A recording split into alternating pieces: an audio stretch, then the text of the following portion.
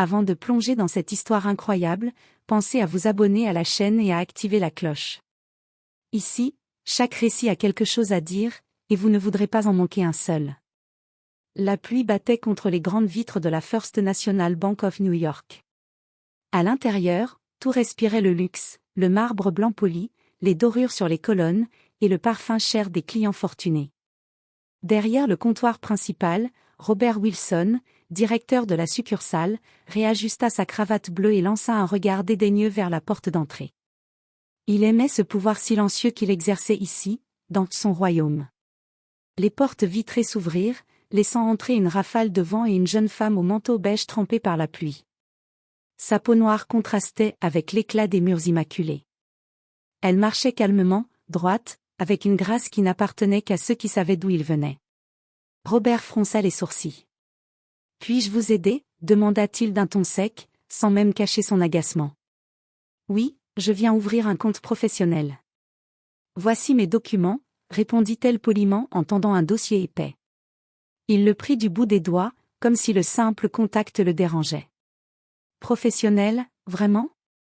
Vous travaillez où ? » « Je dirige ma propre société » répondit-elle calmement. Robert esquissa un sourire moqueur. « Oh, intéressant. Une société ? Et dans quel domaine ? Le ménage ? La restauration ? » Les employés derrière lui échangèrent des regards amusés. Elle garda le silence, mais son regard resta fixé sur lui, fier, tranquille. Robert feuilleta distraitement les papiers. Soudain, il tomba sur le logo doré, Miller Holdings, l'un des plus puissants conglomérats d'investissement du pays. Mais au lieu d'y prêter attention, il éclata de rire. Miller Holdings, sérieusement ? Vous pensez qu'on va croire que vous travaillez pour eux ? Puis, dans un murmure qu'il pensa discret, il lâcha. Salle noire esclave. Le temps s'arrêta. Le mot venait de franchir ses lèvres, lourd comme une gifle. Un silence glacial tomba sur le hall. Même les claviers s'arrêtèrent de taper. La jeune femme inspira profondément, rangea calmement ses papiers, et répondit d'une voix posée. « Je vois. Merci pour votre accueil. Je reviendrai. » Elle tourna les talons et sortit dignement, sous les regards gênés des employés. Robert, lui, se sentit triomphant. Pour lui, ce n'était qu'une femme de plus à remettre à sa place. Mais ce qu'il ignorait, c'est que Naomi Miller, cette femme qu'il venait d'humilier, n'était autre que la nouvelle propriétaire du groupe bancaire après une fusion signée la veille même à Wall Street. Le lendemain, elle reviendrait. Pas comme cliente, mais comme sa supérieure directe, prête à lui faire goûter la leçon la plus amère de sa vie. Le lendemain matin, le soleil filtrait à travers les grandes fenêtres de la banque. Robert Wilson, vêtu de son costume gris impeccable, arrivait comme à son habitude avec le pas assuré de celui qui se croit intouchable. Il salua distraitement les employés, ignorant leurs murmures. Certains avaient encore en tête la scène de la veille. Mais Robert, lui, n'avait aucun remords. Ces gens-là doivent comprendre qu'ici, ce n'est pas la rue, marmonna-t-il en s'installant dans son bureau.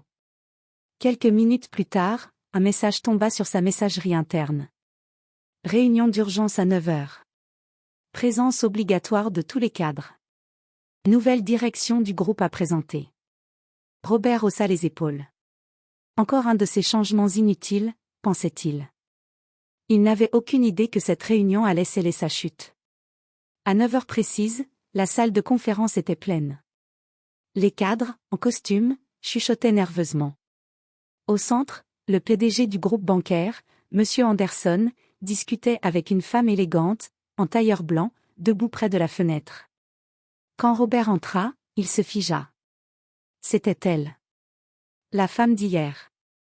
Celle qui l'avait humilié. Son cœur se mit à battre violemment.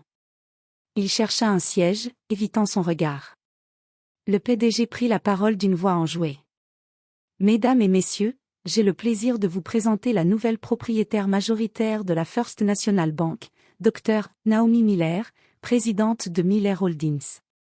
C'est elle qui dirigera désormais notre groupe après la fusion signée hier à Wall Street. » Un murmure parcourut la salle. Robert sentit le sol se dérober sous ses pieds. Il ne comprenait plus. Propriétaire. Naomi s'avança calmement vers le centre de la salle. Son regard croisa le sien. Certains ici me connaissent déjà, dit-elle d'une voix posée. Un léger sourire effleura ses lèvres. Hier, j'ai eu un accueil particulier. Tous les regards se tournèrent vers Robert. Il devint pâle comme la craie. Mais je ne suis pas ici pour parler du passé, continua Naomi. Je suis ici pour parler de l'avenir. Un avenir où le respect ne sera pas une option, mais une règle. Sa voix était douce, mais chaque mot résonnait comme une gifle. Robert sentit sa gorge se serrer. Le PDG, confus, ne comprenait pas ce qui se passait. Quand la réunion prit fin, Naomi se dirigea lentement vers lui. « Monsieur Wilson, dit-elle calmement, je crois que nous nous sommes déjà rencontrés hier. » Il bredouilla, incapable de soutenir son regard. « Je ne savais pas qui vous étiez, madame. Je suis, sincèrement désolé si j'ai pu dire, quelque chose d'inapproprié. » Naomi le fixa longuement, sans colère apparente. « Ce que vous avez dit hier ne m'a pas blessé, monsieur Wilson. Il m'a simplement rappelé pourquoi je fais ce que je fais. Parce qu'il reste encore beaucoup de gens à éduquer, même dans les endroits les plus luxueux. » Puis elle tourna les talons et quitta la salle, le laissant seul, honteux, le regard vide. Pour la première fois depuis longtemps, Robert Wilson ne se sentit plus puissant. Il se sentit petit, nu devant la vérité. Et il savait qu'à partir de ce jour, son monde venait de basculer. Le lundi suivant, l'ambiance à la First National Bank avait changé. Les employés marchaient droit, parlaient à voix basse. Le nom de Dr. Naomi Miller résonnait dans chaque bureau comme celui d'une légende silencieuse. Robert Wilson, lui, vivait un enfer intérieur. Il évitait les regards, les conversations. Chaque fois qu'il croisait Naomi dans un couloir, son cœur s'emballait, et il sentait la honte le submerger. Mais Naomi n'avait pas cherché à le renvoyer. Non. Elle avait une méthode bien plus intelligente et bien plus douloureuse. Quelques jours plus tard, elle convoqua tout le personnel pour une réunion stratégique. Les cadres étaient assis autour d'une grande table en verre, le logo de la banque brillant sous leurs coudes. Naomi se tenait debout, droite, confiante, avec une aura naturelle d'autorité.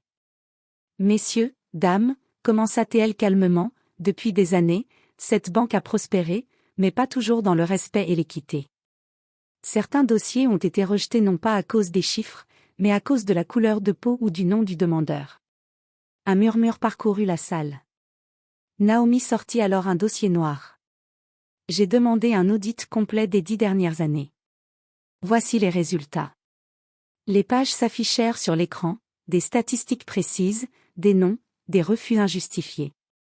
Et au milieu des chiffres, un nom revenait constamment. Robert Wilson. Naomi leva les yeux. « Monsieur Wilson, pourriez-vous nous expliquer pourquoi ces 37 demandes de prêts d'entrepreneurs afro-américains ont été rejetées sans justification économique ?» Robert déglutit difficilement. Je suivais les procédures, les dossiers n'étaient pas complets, balbutia-t-il. Vraiment, répondit-elle calmement. Alors comment expliquez-vous que les mêmes dossiers, réexaminés cette semaine, aient été acceptés par le comité? Silence. On entendait seulement le tic-tac d'une horloge murale. Naomi referma le dossier, posa ses mains sur la table, et dit d'une voix ferme. Ce n'est pas seulement une question d'argent, monsieur Wilson. C'est une question d'âme. Vous avez refusé des rêves, pas des chiffres.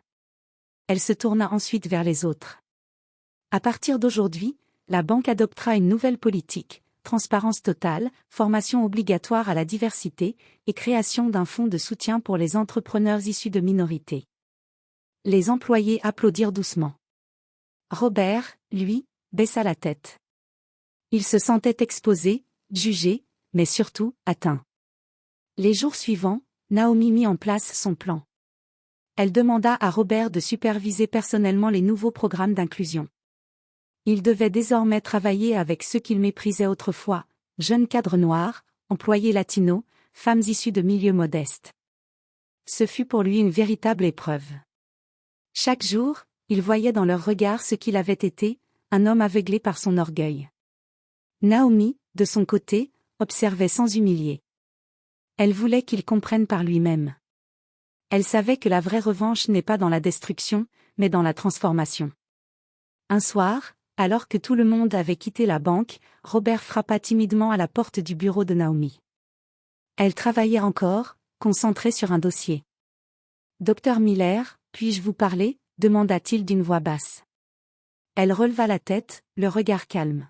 « Je vous écoute. »« Je ne comprends pas pourquoi vous ne m'avez pas renvoyé. J'ai été monstrueux avec vous. Et pourtant, vous me laissez rester. » Naomi posa son stylo, puis répondit. « Parce que les gens ne changent pas quand on les détruit, monsieur Wilson. Ils changent quand ils se voient tels qu'ils sont. » Ces mots le transpercèrent. Il sentit une larme monter, qu'il ravala aussitôt. « Je veux changer, » murmura-t-il. Naomi esquissa un léger sourire. « Alors commencez demain. Vous formerez les nouvelles recrues sur l'éthique bancaire. C'est votre domaine, non ?» Il hocha la tête, ému, avant de sortir lentement. Pour la première fois, Robert Wilson comprit que la plus grande punition, c'était d'être forcé de regarder sa propre ignorance, jusqu'à en avoir honte. Les semaines passèrent. Sous la direction de Dr. Naomi Miller, la banque changeait peu à peu. Les employés se sentaient plus libres, plus respectés. Les clients, autrefois ignorés, revenaient avec confiance. Et au cœur de cette transformation, Robert Wilson luttait contre un combat intérieur qu'il n'avait jamais mené, celui de sa conscience. Chaque matin, il se levait plus tôt, non plus pour impressionner, mais pour apprendre. Il relisait les dossiers qu'il avait rejetés, notait ses erreurs, essayait de comprendre les raisons derrière ses préjugés. Mais plus il avançait, plus il découvrait la laideur de ce qu'il avait été. Un jour, alors qu'il classait de vieux documents, il tomba sur un dossier marqué « Rejeté, non viable ». Le nom inscrit dessus le glaça, Marcus Johnson. Un jeune entrepreneur noir qu'il avait humilié publiquement 3 ans plus tôt. Marcus avait demandé un prêt pour ouvrir un atelier mécanique. Robert s'en souvenait encore, il l'avait fait attendre 2 heures, avant de lui dire froidement. « Les banques ne sont pas faites pour les rêveurs comme vous. » Mais ce qu'il ignorait, c'est que Marcus n'avait pas abandonné. Grâce à un microcrédit obtenu ailleurs, il avait ouvert son garage aujourd'hui, l'un des plus florissants de Brooklyn. Robert sentit une honte brûlante lui monter à la gorge. Ce soir-là, il ne dormit pas. Il resta assis dans son salon, les mains jointes, revivant chaque visage qu'il avait méprisé. Le lendemain, il prit une décision. Il sortit de son bureau, se rendit au garage Johnson Motor, et attendit que Marcus termine avec un client. Quand ce dernier leva les yeux, il resta stupéfait. « Monsieur Wilson ? Vous ici ? » « Oui, » répondit Robert d'une voix tremblante. « Je suis venu m'excuser. Pour la façon dont je vous ai traité. » Marcus le fixa longuement. « Vous m'avez fait perdre tout espoir ce jour-là, » dit-il calmement. « Mais peut-être que c'était nécessaire. J'ai compris que je n'avais besoin de l'approbation de personne pour réussir. » Robert hocha la tête, les yeux humides. « Je vous remercie, d'avoir réussi malgré moi. » Ce jour-là, en quittant le garage, il se sentit différent. Comme si une pierre venait de glisser de son cœur. De retour à la banque, il trouva Naomi dans la salle de conférence. Elle travaillait encore, entourée de documents. Il frappa doucement à la porte. « Docteur Miller ? » « Entrez, monsieur Wilson. » Il s'approcha lentement.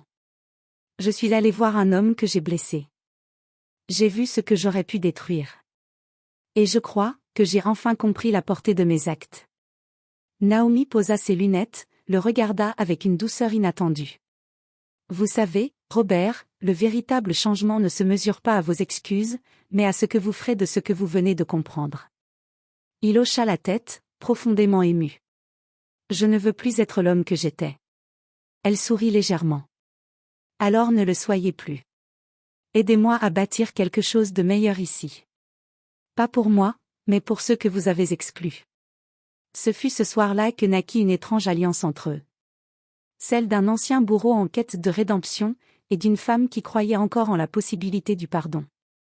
6 mois s'étaient écoulés depuis l'arrivée de Dr. Naomi Miller à la tête de la First National Bank of New York.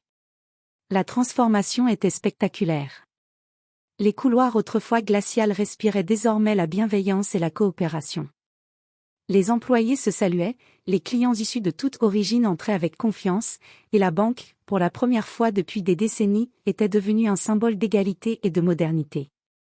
Au centre de cette métamorphose, un homme avait changé plus que tous les autres, Robert Wilson. Son arrogance avait disparu. Son regard hautain avait laissé place à une humilité sincère. Il travaillait sans relâche, dans les nouveaux employés, accompagnant les jeunes entrepreneurs qu'il aurait autrefois rejetés. Mais malgré tout cela, il savait qu'il lui restait une dette morale qu'aucun effort ne pouvait effacer, celle envers Naomi. Ce matin-là, une cérémonie solennelle était organisée dans le grand hall de la banque.